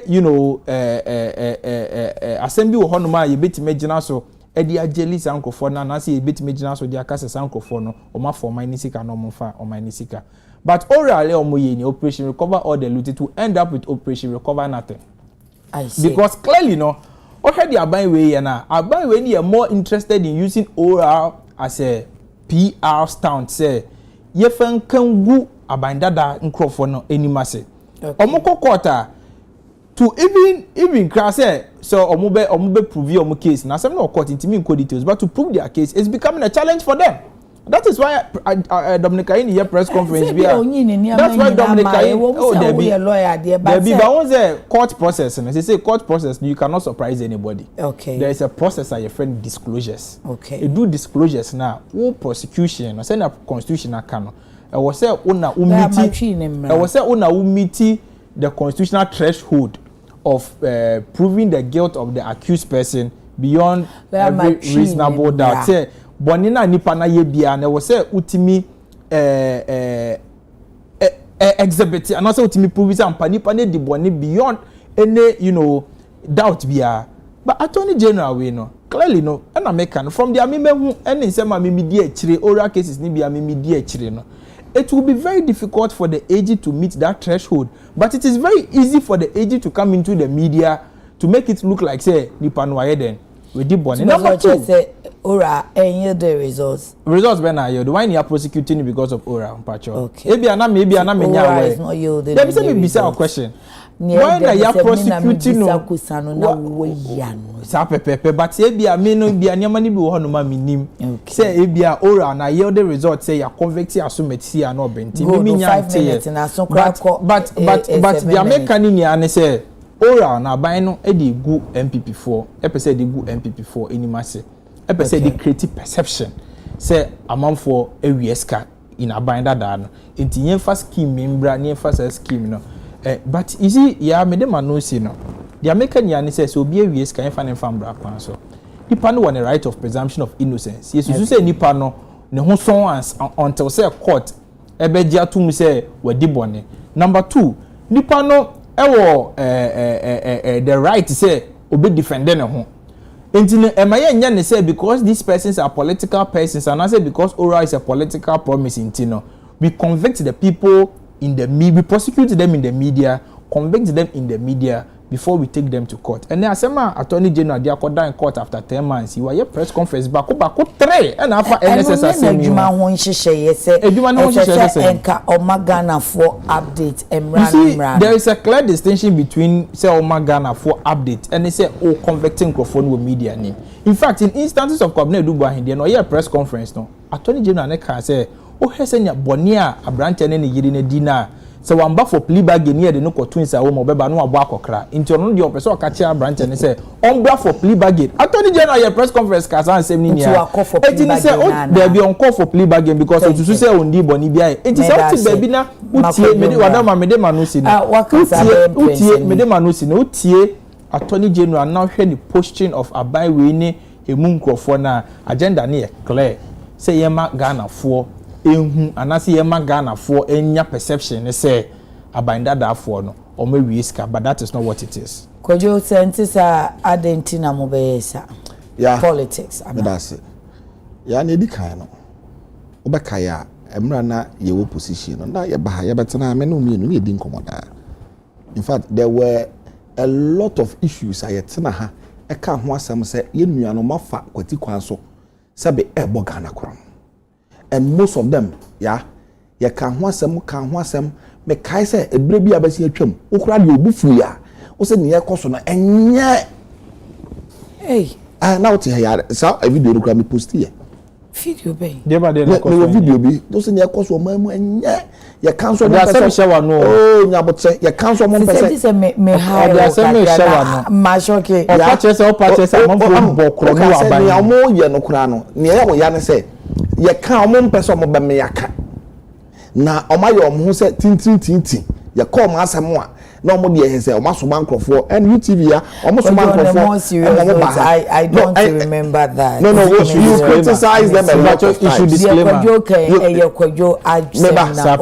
Na me say you criticize them a lot of times. That's a job. So what's the problem with that? That's a job. And the job is also to defend the government. The government how defend their so what criticize what's your problem? What you say? Me high wo me jai wo. Now how you say there was you no nya you. I mean sister ya. Yes. I mean no ye can wo position me say. And Owura John Dramani Mahama and make his promise no. Say kwan ba mu na se Ghana for ye yadom. Na omoto abama ye ne ye be fa Ghana ba nwa no a.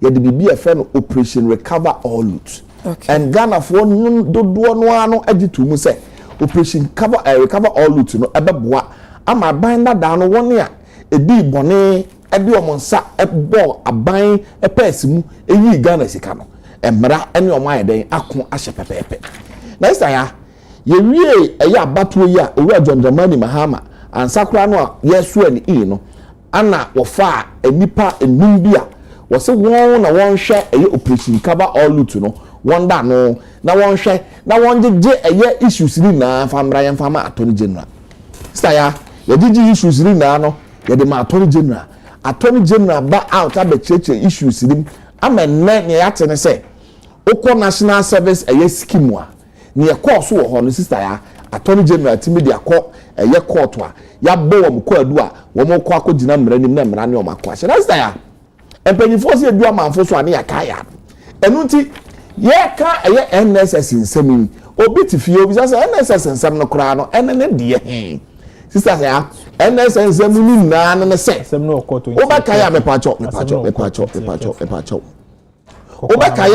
obekaya yewura Bawumia ekọ national service scheme wọkọ mo akache enu mu kodi nkomo mbra na mo so mo introduce a certain IT systems according to them na almost say omo de bogan na ho ban send amanfo bi ntimi mebo ye nkro no enu ti Ghana card no so enya no omo so system ya omo de fast ball kro no okay mbra omo de sa system ne baye no he cannot say system on fast ball kro anti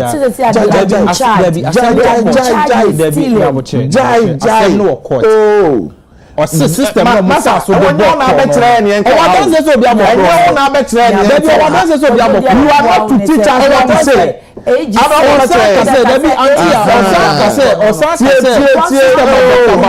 buy no person Dr. Bawumia de buy na no mo dey say somebody can me be say ba na go say no say we want to say Dr. Bawumia dey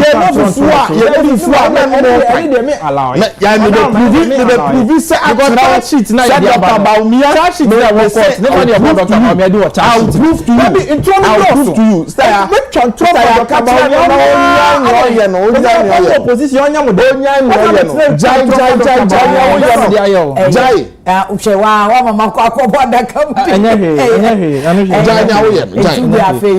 but asema me pesa me kan say anti ya me mama na kasa but me ma ne kwan ma ni twa ntron fa Dr. Bawumia we ne de me ma ne kwan jinzo babre jinzo kawasem krista bibi egun so pacho tienie edio ni America ne say okay Dr. Mahmoud Bawumia ye na enim na mo bon abasomo so digitalization ma anya sa nomka until on the 1st of February 2022 okay. Dr. Bawumia ko National Service Authority ekosia the then Director General and the Deputy Director General asamua Dr. Bawumia ekan na ni say tie ni ye wa o ye ka asamua wa betena hanom na o kaka ni awo ye den ope o call GBC online kwadwa no ya wan dia me pacho enye eye brai me pacho tie ni o say o call GBC online Anomo publisher yes story say the use of technology in just one institution has saved us 112 million Ghana cedi, and if this is replicated in more institutions in the public sector, the nation will be saving millions of cedis, especially in the verification of workers before the payment of compensation. He noted. Dr. Mahmoud Bawumia noted.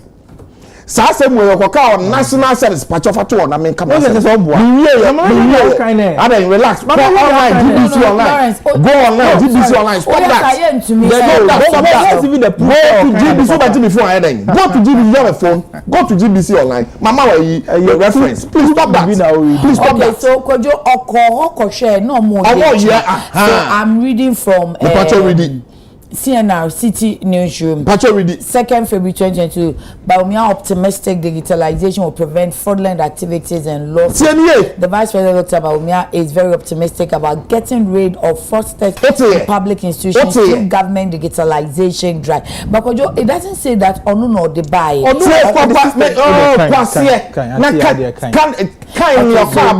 the friends. Speaking at a meeting with management of the National Service Scheme then on Monday, January 31st, 2022 or January 31, after paying a surprise visit to their office, Dr. Bawumia said more will be done to rid the public service of fraudsters. Yes. He said the NSS were able to achieve this due to the introduction of metric app, which combines facial recognition technology and identity card checks for verifications and validation. Quote, the digitalization has proven to be very effective. You and your partners are saving this country so far about 112 million Ghana cedis. Yes. That is massive. That is really massive. And this is just one institution. Now, if you replicate this in about 10 institutions, you are talking about almost $1 billion.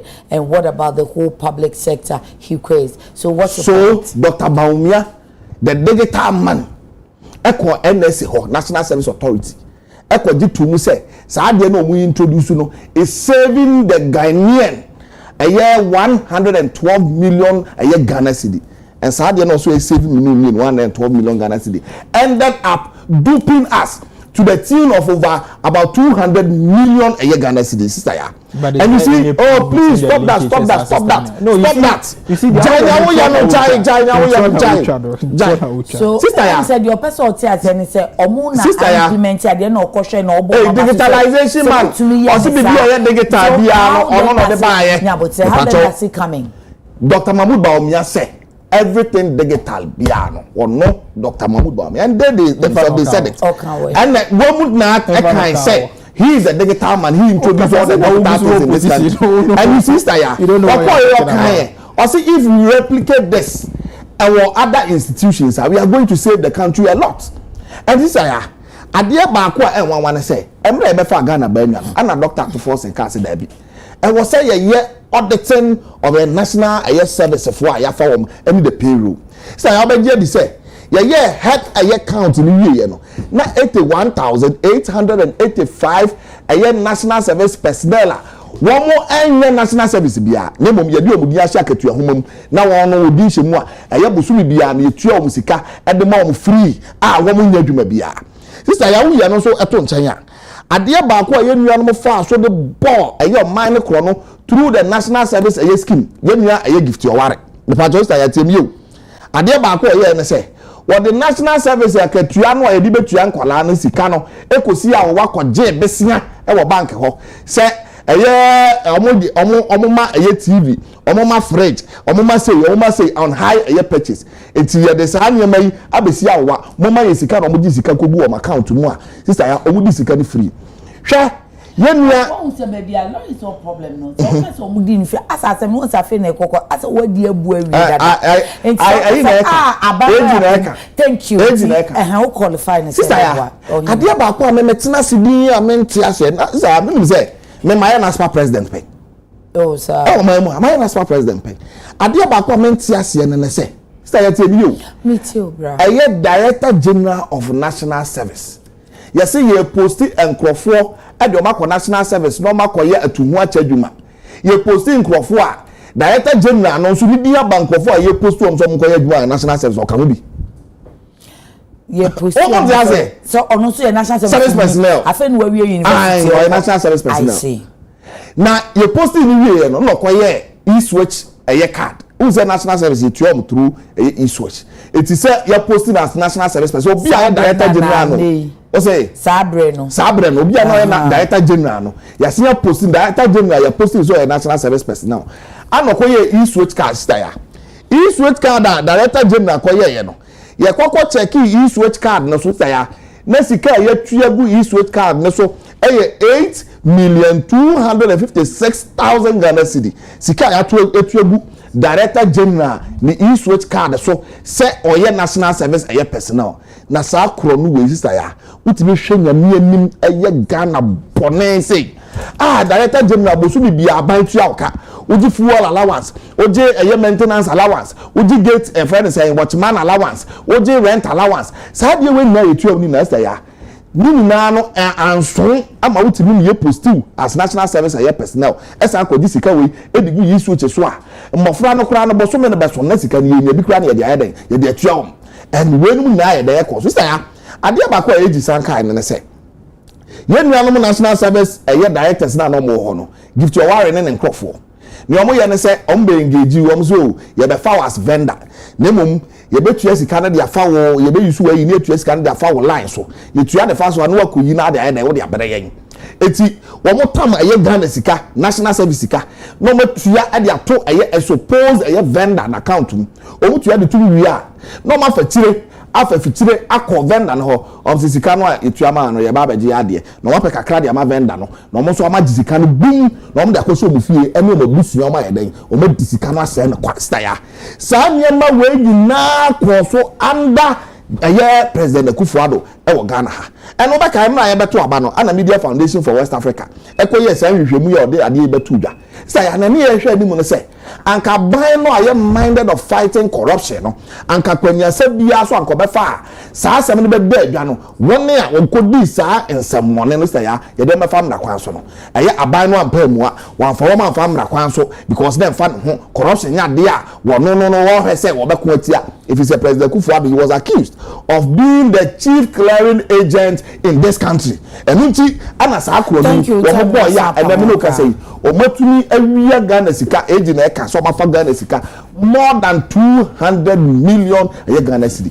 Hwenkola na tete fam munya eye dex so ntima. Hwenkola wayek plania de omuka na ban no ntimi ye entua na nipa mienu nipa miensa etimi fa sa sika we sabe edi asa na kwa esa ya me dwen say sa sika no a omudi ye no enye ye director general ne deputy sinko na edi ye mini nsusu ye medwen say empanyinifobia no mo Flagstaff house enso ka ho e be sika ni bi no mo tu sika ni bi no because enye nsusu ye no enye sa sister answer no fire me ba cho enye wakasa wie jani o ni kasa wie na opeso so mbo jani o ye why sister ya me bon kasa se no bi ogusu opposition na sister ya ne ye kan say aban we dia why na adwen say he will fight a corruption tinansi o man pen John Dramani mama ka say even yen ye wa ban mu sisi yen ye wo agencies ni state institutions wakasa for as a match wo ho because we to say the lawyer book your question obisa I say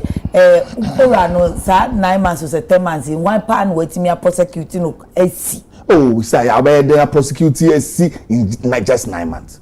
And also first also your investigation now we have evidence send the enquire say oba kokko do court na unkura adansidie bia so we need to get all the evidence near to be a court near there let's 15 minutes oh Jania oh yeah what is this near secure conviction ama Ghana for say it me secure conviction ma Ghana for enu ne hia na sika no a ayemia no no sabe o ma fa ko bu mpaase a o ma wia no yetimi agya ma Ghana for na de abo Ghana ho bra ama Ghana afa no to offer ya analyze MPP NDC any fighting corruption ni orama me wati so no that's it Kojo I don't want to see or hear in the near future say Kobane say wa ba mu microphone bi enso ehunko ka dwa mu say ya obe defend no say ya ofa ade a ebubu makoma a ema medam na medwe ho amenti ase and say for the sake of your loyalty to your parties ntino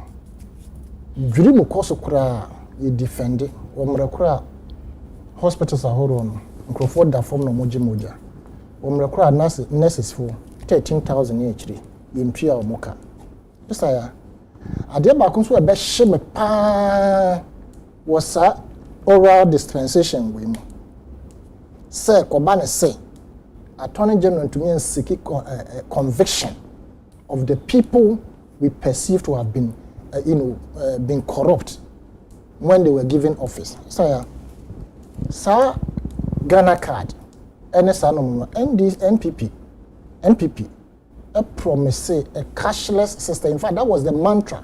Say, omo person omo digan dum pempen so a bema system no aye free from carrying cash around because now robbery ne normal aye too much.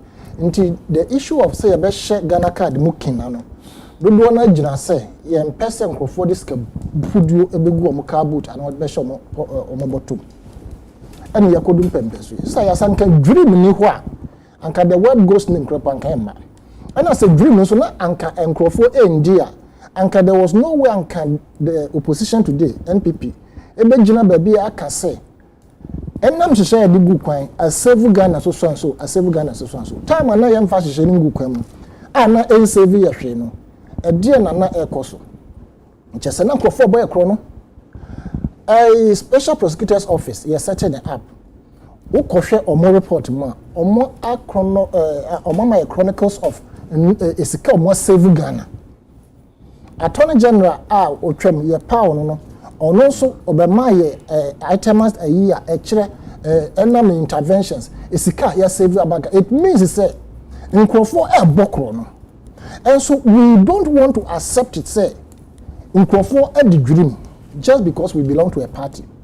Dream wa akoso ewo sa NSS scandal plus a signals bureau Attorney General Bejina Bontin Kachira say, per the evidence our one, there is no way as I'm performing between escape a friends of justice. You know, you and evidence in a way. Yes, we were waiting for them to, as it were, some local court, some local court. Every process in the course. Me ora prosecution na ekoso.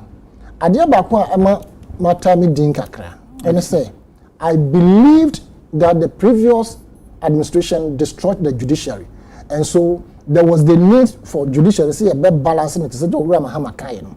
Into me madrim no see judiciary no is at a point me madrim no ampa a balanced. Until then, some can be balanced no. And then na balanced. Adekye Nsroma was one pillar of making the judiciary balanced. Adekye Nsroma. I don't want to know your judiciary. I know, but say Ekobane say, Reka say finance, but Reka say she would have been the lenders of the last resort was again, right? You know your penny popra. Exactly. This ensemble book can focus. I would assume now probably na say Ekoduna Kachia. Onya the judgment a be free one just say more or less no and one no.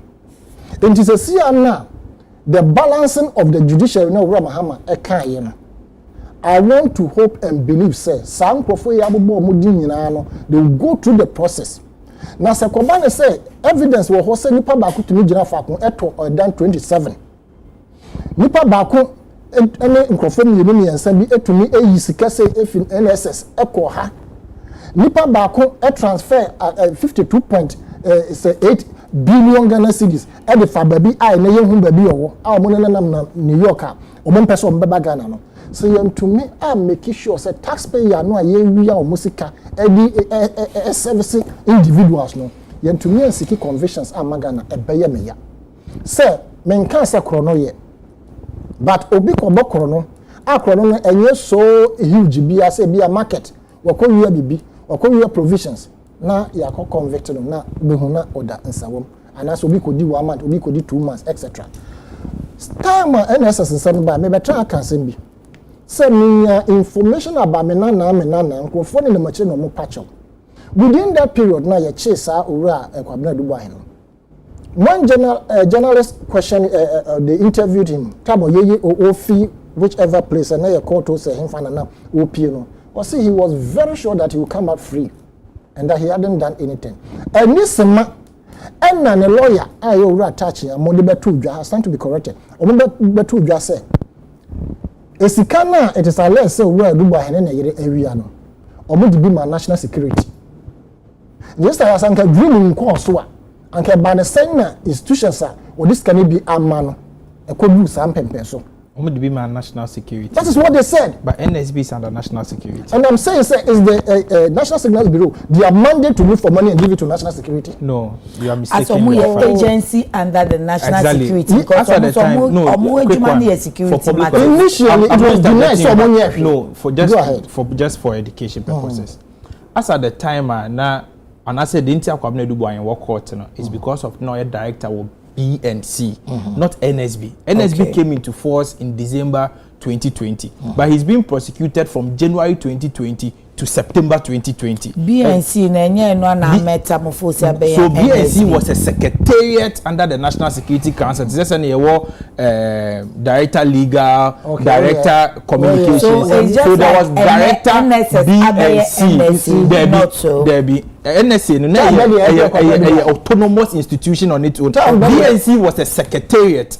Then autonomous institution. They just make us say, "Wadaw, just a minute." They just make us say autonomous agency or when a budget from central government or the year Juba or your secretariat or so a budget from the main national security. Now I said the mother agency no, and not the year Juma. BNC was a secretariat. It was not. So his appointment came from the national. Just to add to it. Finally, his Kwabena Dubai appointment as BNC director came from the National Security Coordinator Joshua Chairman. The appointment didn't come from the president. All right. Yes, directly, man. And again, the outcome there's no I am not the one saying it. I am not the one saying that. I never said that. About public. I never said that. Well, see what this camera ABC. I told you that the institutions be banana institutions institutions be. Yeah. And it was even being discussed. Say no man doing say what can say or the my National Security Assembly be traso. We discussed all these things. I am not sitting here saying it. I told the general this year, yeah, yes, it came in the briefing. Yeah. Into me metra and control. Into I'm saying say, is it part of the mandate? Some requests come from institution A, institution B, institution. Ghana water internet now is Ghana now air function. Is it the way it should go? And Nikot and some have banana yeka, and Yaman and the fishing out. All under ORAP. Yes, all under ORAP. And the Attorney General and the Babu to be. So we are putting all this together and I make us say, your loyalty to our party shouldn't blind us. And my friend, and he say, the party so much in tea. The party, don't forget, some the dream party, a good party in Massey. It will be the party also called opposition. And don't forget, as you say, some the dream of party one. And a cacrabio, and your party name your uncle for the dream. Ndika krabino as I say you handle or move over to the law to deal with them. I don't see the defense in this. MPP be a person defending Crawford. Opposition among us here has been contributed to so because of certain people. Anyway, we more mudi. This is our defense. Say oni munse muna or manchi mwaka so ebi asade a kakono chia. We try defense. Attorney General meka we mu nyina nche investigation ka kwesi we nim say so much that say go out. Oh, them not say media chair or court. When you Attorney General some media that's why I'm disputing the things you are saying. I'm saying because the fact and the evidence of record in court does not support any of the claims I want to make you. No, I'm not making the claims. So no, you are basing your claims on the media report and not media report. Attorney General briefing to all of us. Absolutely, and I'm saying, sir, Attorney General, that's fine. Attorney General,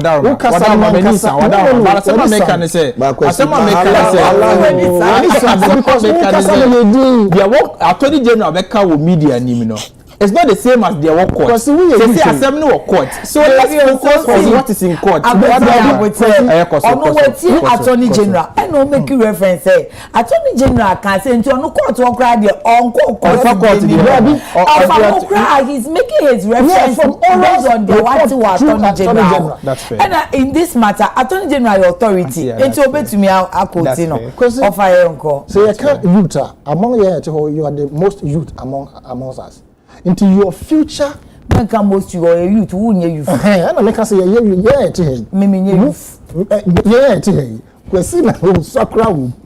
I'm saying, sir, don't let your loyalty to the party blind you to defend certain things. It is my fidelity to the law. And that's my fidelity to the law. No, it's my fidelity to the law. Don't refer me. Or something I'm here the youngest. Or refer me direct. It's my fidelity to the law, not to the party. But I kept quiet. For the sake of respect. Because what is happening in this country? I'm friend be bemena kwasem. Okay. And you could do your muka say nyamina no mo ade.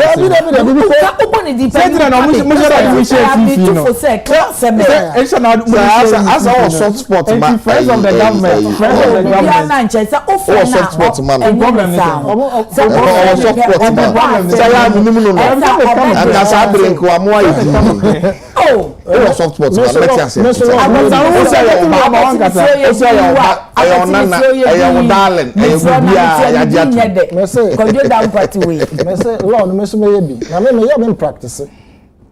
practice because normal lawyers no. Since you what done assembly new. Yes. I am saying, sir, we share various sectors.